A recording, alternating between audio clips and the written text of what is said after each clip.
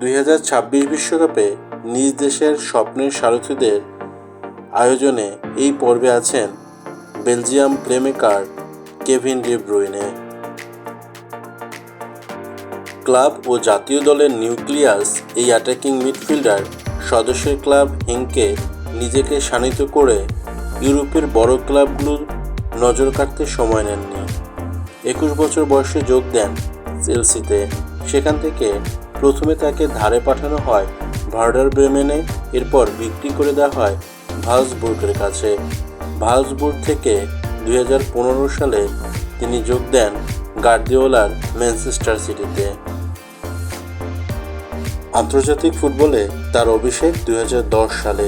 জাতীয় দলে জায়গা পাকা করতে তার বছর দুয়েক লেগে যায়, তবে এরপর শুরুর একাদশে নিয়মিত হওয়ার পর আর কখনোই পিছু তাকাতে হয়নি তাকে। রেড ডেভিলস নামে পরিচিত বেলজিয়ামের সোনালি যুগের অবিচ্ছেদ্য অংশ ছিলেন তিনি। বেলজিয়াম জাতীয় দলের হয়ে 115 ম্যাচে করেছেন 36টি গোল। 4 বছর আগে কাতারের সর্বশেষ বিশ্বকাপটা তার ও দলের ভীষণ বাজে কাটে। গ্রুপ পর্ব থেকে বিদায় নেয় বেলজিয়াম। সেই আসরে কোনো গোল বা অ্যাসিস্ট করতে পারেননি তিনি।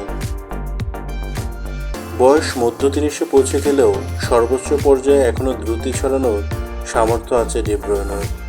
তার চারপাশে আছে প্রতিভাবান অভিজ্ঞ ফুটবলারদের উপস্থিতি, যারা দলগত ফুটবলে পরাস্ত করতে পারে যে কোনো দলকে।